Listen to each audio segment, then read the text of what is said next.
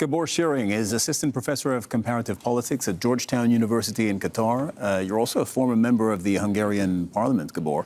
You're based in Doha, but you're joining us from Budapest today. So good for you. You avoided the missiles and the drones.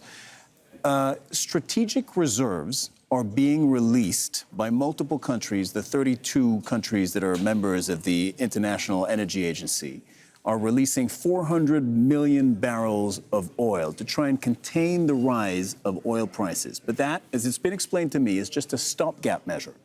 How long can this tide Europe over? Yes, good afternoon. So what I think is really significant about this, that this is historically the biggest such release of strategic reserves in the history of the International Energy Agency. So this already shows you the gravity of the situation.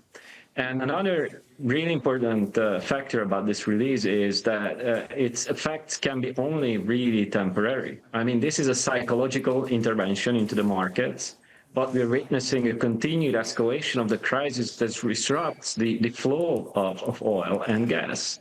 And not to speak about other critical materials, fertilizers, aluminum, helium that comes from the Gulf region that will also feed into a perfect inflationary storm globally. So this is, I think, also related to the fact that soon after the decision to release these strategic oil reserves, overnight the oil price climbed back again above $100 a barrel. So the price, so the markets are clearly not fully reassured about the prospects of this war. So I mean, it's really hard to predict what's going to happen, but according to what the available information, I think this release has both maybe a week or 2 weeks time.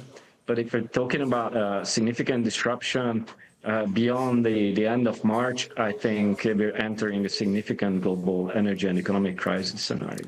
Is all of this a gift to Russia? Because their fossil fuel exports have increased more than 10% since the war began. Yeah, that's one of the, if I may say so, most ironic dimensions of this whole conflict. On the one hand, Europe and the United States talk about containing Russia. Then the US and Israel starts this war. Europe's leaders, most of them, I mean, Spain, Norway are among the exemptions, but the mainstream leaders are just idly, basically aiding and abetting this aggression. And then they're just reckoning that they will have to pay the price. So, and then Russia is going to profit from all of this. It's clearly one of the biggest oil and gas exporters, and Putin is always ready to weaponize such geopolitical leverage that he has. So that's very clear. Another sign that shows that there is zero strategic thinking on the US side, and then on the European side, it should come up and kind of stand up against this reckless war, not just in the protection of European interests, but also in the interest of the global economy. They're just unable to do that. So Putin is easily coming out from this situation as the winner, at least in the short term, which also could, by the way, influence the unfolding of the war in Ukraine.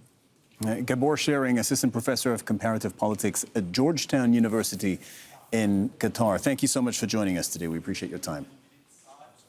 Thank you very much.